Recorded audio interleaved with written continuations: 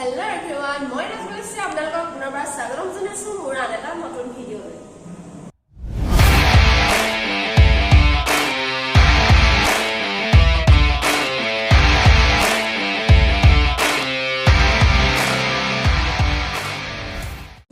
আজি আমি আলোচনা কৰিম weight loss কৰিবলৈ ইন্টাৰমিটেন্ট ফাস্টিং কেনেদৰে কৰিব লাগে। এতিয়া প্ৰথম প্ৰশ্নটো হ'ল ইন্টাৰমিটেন্ট ফাস্টিংত weight loss কেনেদৰে হয়। আমি যেতিয়া ফাস্টিংত থাকো তেতিয়া আমাৰ বডিয়ে এনাৰ্জি হিচাপে একো নাপায়। তেতিয়া আমাৰ বডিত থকা ফেটছখিনি আমাৰ বডিয়ে এনাৰ্জি হিচাপে ইউজ কৰে, অৰ্থাৎ আমাৰ ফেটছখিনি বাৰ্ণ হ'বলৈ ধৰে। এতিয়া আমি ইন্টাৰমিটেন্ট ফাস্টিং কেনেদৰে কৰে। ইন্টাৰমিটেন্ট ফাস্টিংত আমি 24 ঘণ্টাত দুটা পাৰ্ট কৰি ল'ব লাগিব। এটা পাৰ্টত আমি ফাস্টিং দিব লাগিব আৰু আনটো পাৰ্ট আমি খাদ্য গ্ৰহণ কৰিব লাগিব।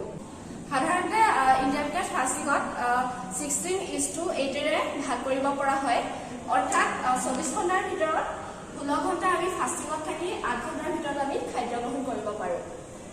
উদাহৰণস্বৰূপে সন্ধিয়া 6 বজাৰ পৰা পিছদিনা ৰাতিপুৱা 10টালৈকে আমি ফাস্টিংত থাকি ৰাতিপুৱা 10টাৰ পৰা সন্ধিয়া 6টালৈকে আমি খাদ্য গ্ৰহণ কৰিব পাৰোঁ। কিছুমানৰ বাবে হয়তো প্ৰথম 16 ঘণ্টা ফাস্টিং দিব নোৱাৰিবও পাৰে। তেওঁলোকে 12:12 ভাগ কৰি ল'ব পাৰে, অৰ্থাৎ 12 ঘণ্টা ফাস্টিংত থাকি আমি 12 ঘণ্টাৰ ভিতৰত খাদ্য গ্ৰহণ কৰিব পাৰোঁ।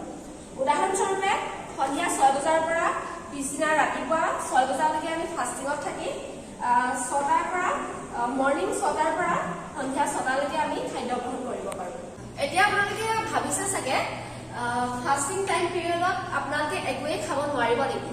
তেনে নহয়, ফাস্টিঙৰ সময়ত আপোনালোকৰ যিমান মন যায় পানী খাব পাৰে আৰু মন গ'লে লাল চাহ খাব পাৰে চেনি নিদিয়াকে, আৰু লগতে মন গ'লে ব্লেক কফিও খাব পাৰে। বহুতে ফাস্টিং শেষ হোৱাৰ পিছত যি মন যায় একো নবচাকৈয়ে খাই দিয়ে, ফলত তেওঁলোকে বিচৰাৰ মতে ৱেইট লছ কৰিব নোৱাৰে। আপোনালোকৰ যদি লক্ষ্য ৱেইট লছ কৰাৰ থাকে তেনেহ'লে আপোনালোকে ইটিং টাইমত যিকোনো বস্তু খাব নোৱাৰিব। এতিয়া আমি ইটিং পিৰিয়ডত কি এভইড কৰিব লাগিব। প্ৰথম কথা আমি চুগাৰ জাতীয় বস্তু এৰিব লাগিব। দ্বিতীয়তে আমি জাংক ফুড এৰিব লাগিব, আৰু তৃতীয়তে ডেইৰী প্ৰডাক্টবোৰ আমি এৰিব লাগিব, আৰু চতুৰ্থতে আমি অইলি ফুডবিলাক এৰিব লাগিব। এতিয়া আমি ইটিং পিৰিয়ডত কি খাব পাৰোঁ। প্ৰথম দিনটো আমি পাতলকৈ ল'ব লাগিব, যেনে আমি ফ্ৰুটছ খাব পাৰোঁ।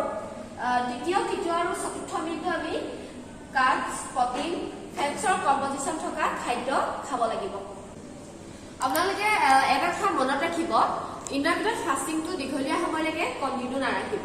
আৰু লগতে যিসকলে চিৰিয়াছ ৰোগত ভুগি আছে বা যিসকলৰ শৰীৰত হিমগ্লবিনৰ পৰিমাণ কমি আছে আৰু যিসকলৰ প্ৰেছাৰ, চুগাৰ প্ৰায় ইম্বেলেঞ্চ হৈ থাকে, তেওঁলোকে ইন্টাৰমিটেন্ট ফাস্টিং নাৰাখিব।